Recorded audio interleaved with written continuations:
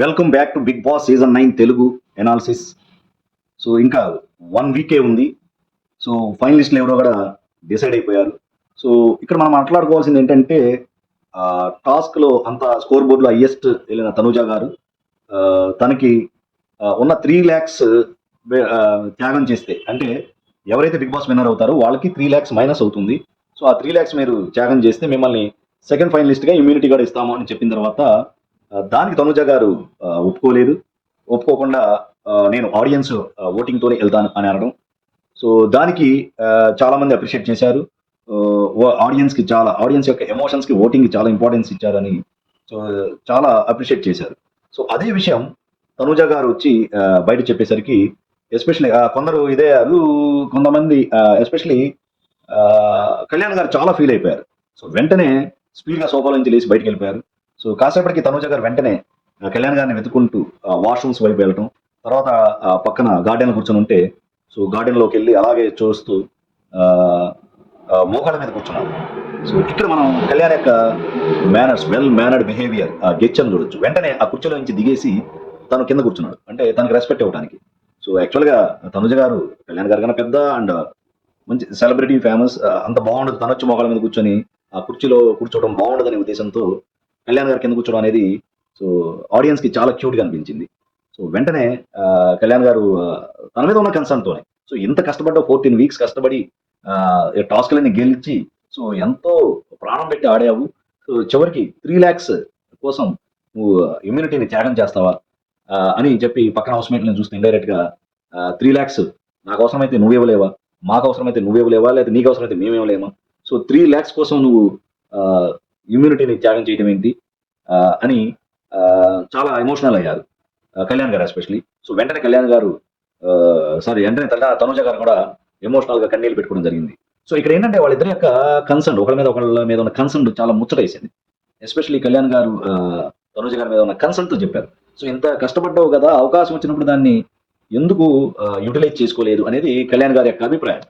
So Tanuja గారు మాత్రం కొంచెం డైలమాలో పడి తప్పు చేశానేమో అని ఎక్కడన్నా ఫీల్ అయిందేమో, తను కూడా వెంటనే కన్నీళ్ళు పెట్టుకున్నారు తనుజ గారు కూడా. సో వెంటనే ఎమాన్యుయల్ గారు అండ్ హౌస్ మేట్స్ వచ్చేసి, సో ఎమాన్యుయల్ గారు ఎస్పెషల్ లీడ్ తీసుకుని, అది తన క్యారెక్టర్. సో మన ఆడియన్స్ యొక్క ఓటింగ్తో వెళ్ళడం తనకు అలవాటు. అంతకుముందు కూడా 2-3 times తన యొక్క అస్త్రం కూడా, పవర్ అస్త్రం వాడుకునేటప్పుడు కూడా ఆడియన్స్ ఓటింగ్ ప్రకారమే వెళ్దాం అని చెప్పారు. సో ఆ విధంగా యాక్చువల్గా తనుజ గారి యొక్క క్యారెక్టర్ ఎలివేట్ అయ్యింది.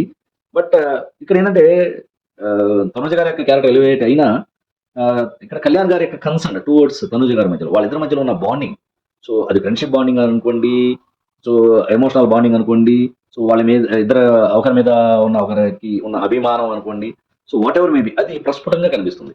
సో ఆ కన్సర్న్తోనే అతను అన్నాడు, కానీ వేరే విధంగా కాదు.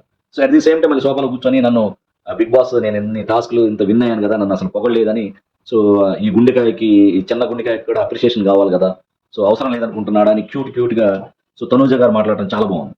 సో వెంటనే అనగానే కళ్యాణ్ గారు ఆమె నోరు మూయిపోయితే, ఎందుకు మోస్తున్నావు అది ఇది అంటే, ఇంకా నువ్వు ఎక్కువ ఇదైపోయి బిగ్ బాస్ గారిని ఎక్కడ తిడతావు అని మూస్తున్నానంటే, నేను ఎందుకు తిడతాను అదంటే, నిన్న నైట్ కూడా ఏదో అన్నావు కదా అంటే, అది ప్రేమతో అంటాం, ఎమోషన్స్ ఉండవా, ప్రేమ ఉండదా, ఎమోషన్ ఉండదా, అరుచుకోటాలు ఉండవా, పిచ్చి ఉండదా, ఇవన్నీ ఎమోషన్స్ ఉంటేనే మనిషి, సో నీలా రోబో కాదు నేను అని క్యూట్గా తనుజ గారు కళ్యాణ్ గారిని అనటం. సో కళ్యాణ్ గారు కూడా అవునా నేను రోబోనా అంటే, నీకు ఫీలింగ్స్ ఏం లేవు కదా, రోబో ఇవ్వు కదా అని తనుజ గారు క్యూట్గా అనటం. దానికి కళ్యాణ్ గారు కౌంటర్గా, నాకు ఫీలింగ్స్ ఉన్నాయా లేవో నీకు తెలియదా, నీకే తెలుస్తుంది బాగా, సో నా ఫీలింగ్స్ నీకు అర్థం కావా అని చాలా సెటైర్గా క్యూట్గా ఒక పని చేసేసరికి తనుజ గారికి అర్థమైంది. సో వెంటనే నవ్వుతూ ఆమె కూడా క్యూట్గా ఎదుగో నీళ్లు పోస్తానని అనటం. సో అక్కడ వాళ్ళిద్దరి మధ్యలో కన్వర్సేషన్ చాలా క్యూట్గా ఆడియన్స్, ఎస్పెషలీ తనుజ గారు అండ్ కళ్యాణ్ గారి మధ్యలో ఉన్న ఆ స్వచ్ఛమైన నిజాయితీ అయిన అభిమానం కానీ, ఆ క్యూట్గా వాళ్ళిద్దరి మధ్యలో ఉన్న రిలేషన్ బాండింగ్కి చాలా మందికి ముచ్చటేసింది. అండ్ ఆడియన్స్కి కూడా బాగా నచ్చింది. అది ఎమోషనల్ అంటే లైట్గా, సో చెప్పుకోనట్టు, సో ఇద్దరు మధ్యలో ఉన్న అండర్స్టాండింగ్ కానీ, ఇద్దరి యొక్క కన్సర్న్ కానీ క్లియర్గా తెలుస్తుంది. అట్ ది సేమ్ టైం ఆ టాస్క్లో కూడా ఎప్పుడు ఏ వీక్లో రిగ్రెట్ అయ్యారని ఒక టాస్క్ ఒకటి జరిగింది కదా. సో ఆ టాస్క్లో కూడా తనుజ గారు ఏదో ఒక వీక్లో 7th వీక్ అనుకుంటా రిగ్రెట్ అయ్యాను, బర్ని గారు ఎలిమినేట్ అయ్యారు కదా, నేను ఇక లో ఫీల్ అవుతానేమో అనే ఉద్దేశంతో నేను ఇదే అనగానే బర్ణ గారు అది రిగ్రెట్ అంటారు, డిప్రెస్ అవుతారు అనగానే ఓకే ఓకే అలాంటిదే అని చెప్పేసి అనగానే ఇంకా ఒకటి అనగానే వెంటనే కళ్యాణ్ గారు రియాక్ట్ అయ్యి ఇంకేం లేదు వెళ్ళి అనగానే ఇంకేం లేదా అని వెళ్ళబోవడం. సో ఇంకేమనుకుంటుంది అని నాగార్జున గారు అడగటం. సో సుమన్ శెట్టి గారిని అడిగారు కదా, ఏ వీక్ లో మీరు ఆ, నుంచి గేమ్ ప్లాన్ మార్చావు, ఏ వీక్ నుంచి కరెక్ట్ గా గేమ్ ప్లాన్ స్టార్ట్ అయింది అని అడుగుతారేమో, సుమన్ శెట్టి గారిని అడిగారు కదా, అదే తను అడుగుతారేమో అని ఎక్స్పెక్ట్ చేసింది అన్నమాట. అంటే వాళ్ళిద్దరూ ఎంత ఎమోషనల్ గా కనెక్ట్ అయి ఉన్నారు ఒకరికొకరికి, ఎస్పెషల్లీ కళ్యాణ్ గారు తనుజ గారికి ఎంత కనెక్ట్ అయ్యారు అనేది తెలుస్తుంది. అనగానే ఓకే చెప్పు అనగానే తను సమాధానం చెప్పటం. సో ఈ విధంగా వాళ్ళిద్దరి మధ్యలో ఉన్న క్యూట్ క్యూట్ రిలేషన్ అనుకోండి, బాండింగ్ అనేది చాలా చూడముచ్చటగా అనిపించింది. So at the same time Kalyan గారిని అడిగారు, సో ఏ వీక్ లో నువ్వు రిగ్రెట్ అనగానే, సో ఒక పర్టికులర్ వీక్ పెట్టి ఆ వీక్ లో ఆ, కొన్ని కళ్యాణ్ గారి మీద కొన్ని కంప్లైంట్స్ వచ్చినాయి కదా వెరీ బిగినింగ్ డేస్ లో. సో దానికి మీరు నన్ను కన్ఫెషన్ రూమ్ కి పిలిచి కన్ఫ్యూజ్ చేయించారు కదా, సో ఆ వీక్ నుంచి నేను బాగా మారానండి, అప్పుడు రిగ్రెట్ అయ్యాను. సో ఆ వీక్ లో చాలా జరిగినాయి, సెవెంత్ వీక్ లో అనుకుంటా. సో ఎస్పెషలీ అని చెప్పుకుంటూ వెళ్ళి లాస్ట్ లో ఆ వీక్ లోనే తనుజ గారు కూడా కళ్ళు తిరిగి పడ్డారు అని దానికి నేను చాలా ఫీల్ అయ్యానని చెప్పగానే కళ్యాణ్ గారు చెప్పిన తర్వాత మీరు క్లోజ్ క్లోజ్అప్ షాట్ లో తనుజ గారు కళ్ళు పెద్దగా చేసుకుని ఇలా ఒక ఎక్స్ప్రెషన్ ఇచ్చారు క్యూట్ గా. సో అంటే దానికి కూడా అంత ఫీల్ అయ్యావా అని. సో అక్కడ ఓవరాల్ గా చెప్పబోయేది ఏంటంటే, సో ఈ అన్ని గెస్చర్స్ లో తనుజ గారు అండ్ కళ్యాణ్ గారి మధ్యలో ఉన్న పర్టికులర్ స్వచ్ఛమైన అభిమానం అనుకోండి, ఫ్రెండ్షిప్ అనుకోండి, ఒకరి మీద ఉన్న ఒకరికి ప్రేమ అనుకోండి, కన్సర్న్ అనుకోండి, సో అది చూసే ఆడియన్స్ కి మాత్రం చాలా జెన్యూన్ గా స్వచ్ఛమైన దగా, సో చాలా కనెక్ట్ అయ్యారు. సో ఇది వాళ్ళకి ఇద్దరి యొక్క నేచర్స్ ని ప్రస్ఫుటంగా చూపిస్తుంది. ఎవరు లైన్ క్రాస్ కాకుండా చాలా పద్ధతిగా ఒకరి మీద ఉన్న ఒకరి అభిమానం చాటున్నారు. సో ఆ రెడ్ ఫ్లాగ్ గ్రీన్ ఫ్లాగ్స్ ఇచ్చినప్పుడు కూడా సో కళ్యాణ్ తనుజ గారికి నో డౌట్ తనుజ గారికి పెట్టారు. So of course Pawan Tom and Jerry కాబట్టి, సో పవన్ గారి మీద కళ్యాణ్ గారికి ఎంతో అభిమానం ఉంది. పవన్ గారిని తీసేస్తే నేనున్నాను అని కూడా అన్నారు. But even though Tom and Jerry అని చెప్పాను కదా, పవన్ గారి పెట్టడం. సో తనుజ గారు కూడా అక్కడ మరి ఎడిటింగ్ చేశారో ఏదో తెలియదు కానీ గ్రీన్ ఫ్లాగ్ పెట్టేటప్పుడు వెంటనే కళ్యాణ్ గారికి అని చెప్పేసి గ్రీన్ ఫ్లాగ్ పెట్టేసేసారు. సో రెడ్ ఫ్లాగ్ సంజన గారికి చెప్పారు. అఫ్ కోర్స్ వాళ్ళిద్దరికి కొన్ని మిస్అండర్స్టాండింగ్స్ ఉన్నాయి కాబట్టి అది పెట్టారు. సో అక్కడ కళ్యాణ్ పడాలని పెట్టేశారు కానీ మరి ఎందుకు ఏంటి అనేది చెప్పారా, ఎడిటింగ్ లో పోయిందా లేకపోతే. సో ఇక్కడ తనుజ గారు మాత్రం చాలా రిజర్వ్డ్ గా ఉంటారన్నమాట. సో ఎక్కువ చెప్తే మళ్ళీ కళ్యాణ్ ఎక్కడ ఎక్కువ ఊహించుకుంటాడు అని, అరే నువ్వు పిల్లోడివిరా నేను పెద్దదాన్ని, సో ఇది ఓన్లీ ఫ్రెండ్షిప్ అని మాటి మాటికి గుర్తు చేస్తూ ఉన్నట్లు అనిపిస్తుంది. అందుకని ఎక్కువ చాలా తెలియగలదు తనుజ గారు మాత్రం ఈ విషయంలో చాలా ఆచి తూచి మాట్లాడతారు. సో అలాగే ముద్దు ముద్దుగా ఆ, చాలా మళ్ళీ తన యొక్క అభిమానాన్ని కళ్యాణ్ గారి మీద తనకున్న అభిమానాన్ని కూడా ముద్దు ముద్దుగా చెప్తూ ఉన్నాయి. At the same time very balanced గా, సో లైన్ క్రాస్ కాకుండా మళ్ళీ కళ్యాణ్ గారికి మళ్ళీ ఎక్కువ ఆ, ఇవి కలగజేయకుండా.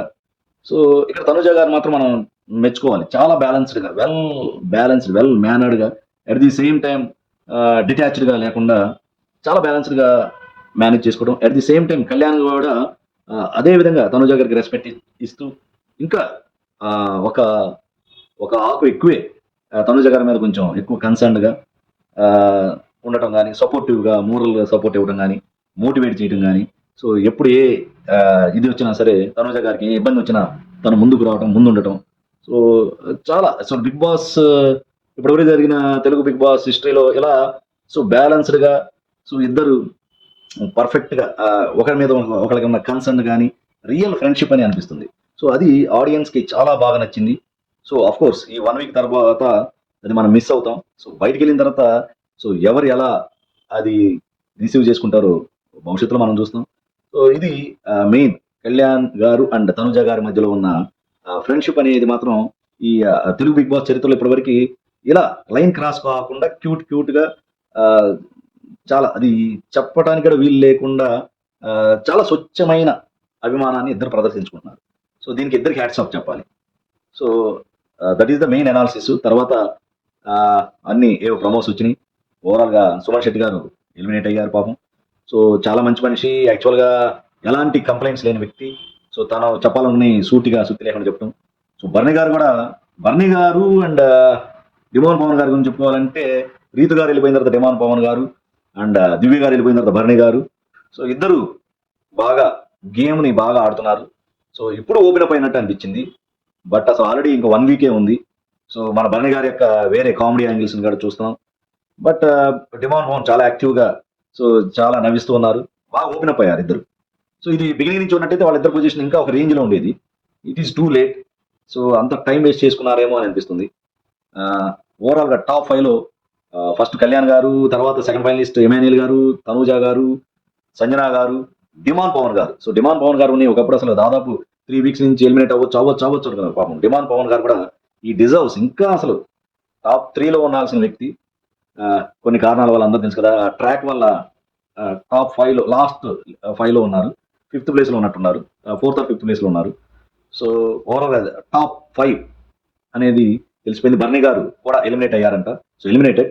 సో బర్ని గారు ఓట్లు తనూజ గారికి కన్వర్ట్ అవ్వచ్చు.